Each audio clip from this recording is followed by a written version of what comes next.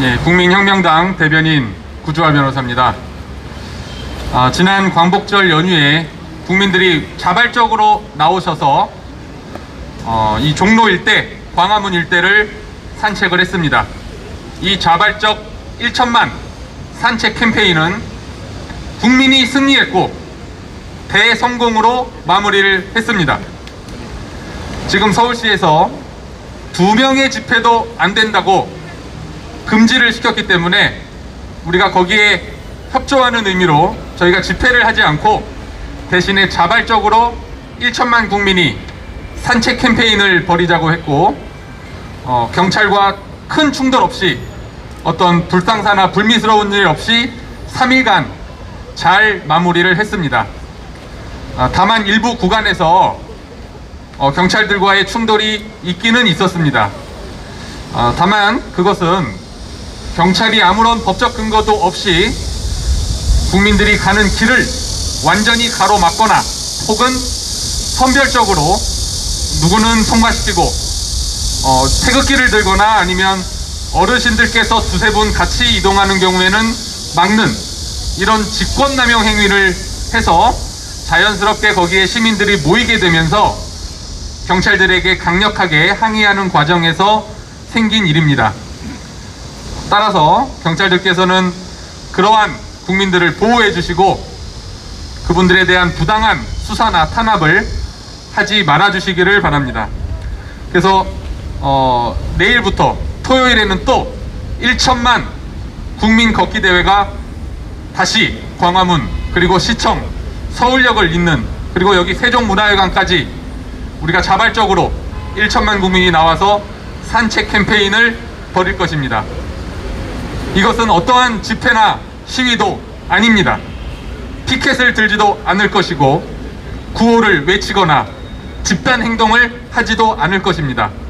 지난 3일 연휴간 국민들은, 그리고 국민혁명당은 그것을 잘 보여주고 입증해 주었습니다.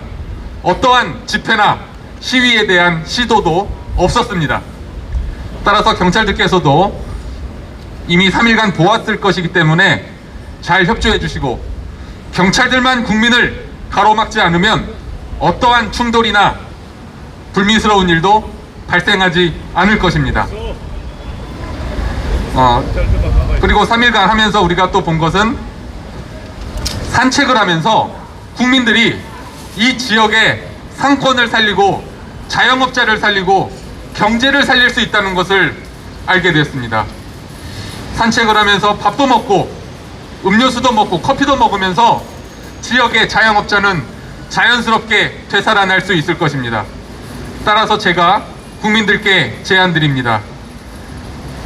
산책 캠페인을 나오셔서 밥을 한 끼 꼭 사드시고 주변 카페에서 아니면 편의점에서 커피나 음료수를 또 한번 꼭 사드시고요. 또 주변에 상인이나 그런 시장이 많습니다.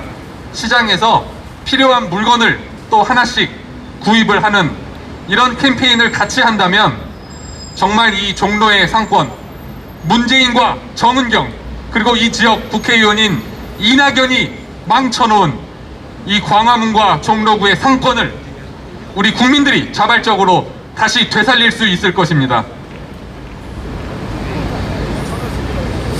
자, 그리고 또 하나 제안드릴 것은, 우리가 외롭지 않기 위해서 산책을 하면서 반드시 한 손에 태극기를 들 것을 제가 제안을 드립니다.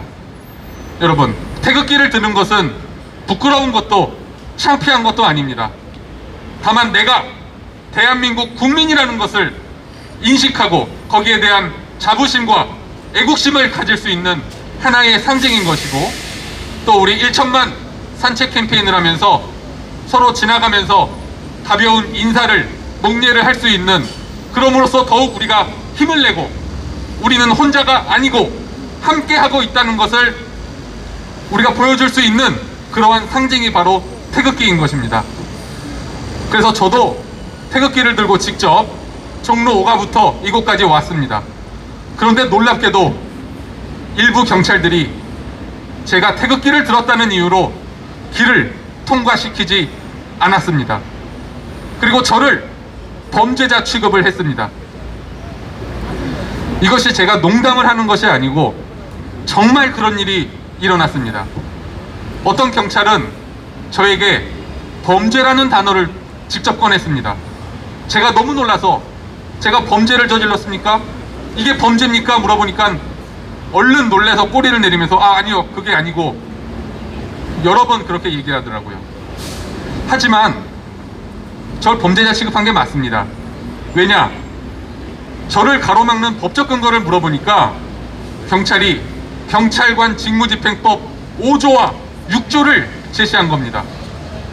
경찰관 직무집행법 5조 6조는 폭행이나 방화 이런 일이 일어나거나 아니면 범죄가 목전에 닥쳤을 때 정말 이 사람을 두면 범죄 행위를 할 것이 이미 그 정황이 명백하게 드러났을 때 적용할 수 있는 게 경찰관 직무집행법 제6조입니다. 그 말을 직접 꺼냈습니다. 여러분, 이 말을 듣고 저희 생각에 동조하건 안 하건 대한민국 국민으로서 정말 분노가 일어나지 않습니까? 태극기를 들면 범죄자 취급을 하고 길을 지나갈 수 없고 태극기를 내리거나 가방에 넣으면 통과시킬 수 있는 이런 말도 안 되는 일이 대한민국 종로 한복판에서 일어나고 있습니다. 버젓이 일어나고 이미 녹화된 영상이 모두 제가 보관하고 있습니다. 이 말이 믿기지 않으신다면 전 국민 모두 내일 광화문과 종로에 한번 나오셔서 태극기를 손에 들고 한번 직접 걸어 보십시오. 경찰들이 막는지 안 막는지 직접 눈으로 확인하시고 이 나라의 민주주의 실태에 대해서 확인해 주시기 바랍니다. 제가 지난 연휴에 또 느낀 것은 우리를 탄압하는 길을 가로막는 경찰분들이 정말 딱하고 불쌍하다는 생각이 제가 들었습니다. 며칠 뒤에 생각하니까 정말 눈물이 날 것 같더라고요. 그분들이 태극기 든 국민과 어르신들을 정말 본인의 경찰로서의 양심에 따라 본인의 정말 공무원으로서의 양심에 따라서 막은 거겠습니까? 그렇지 않을 거라 봅니다. 위에서 시키니까 어쩔 수 없이 막는, 연휴 3일간 나와가지고 하루 종일 그 일을 해야 되는 그 경찰관들의 심정은 어땠겠습니까? 저도 그 당시에는 굉장히 화가 났지만 며칠 뒤에 생각해보면 제가 그렇게 소리 지르고 심한 말 했던 그 경찰들에게 정말 미안한 생각도 들고 그러더라고요. 눈물이 날 것 같습니다.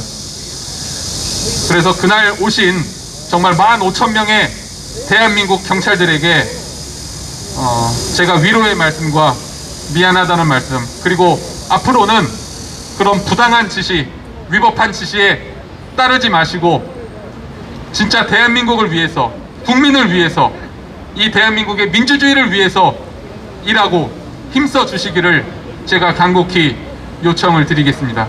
그리고 앞으로 계속 이어질 자발적 1천만 산책 캠페인에서 최대한 경찰분들도 협조를 해주시고, 지난 연휴 때 보셨듯이 경찰이 가로막으면 혼란이 일어나고 경찰이 길을 막지 않으면 아무런 혼란도 일어나지 않는다는 것이 명백하게 밝혀졌습니다. 따라서 내일부터 이어질 캠페인에서 또다시 국민들의 길을 가로막는다면 그것은 명백한 직권남용 행위가 될 것입니다. 따라서 경찰관들께서도 이에 잘 협조해 주시기 바라며 내일 다시 이 광화문에서 뵙도록 하겠습니다. 감사합니다.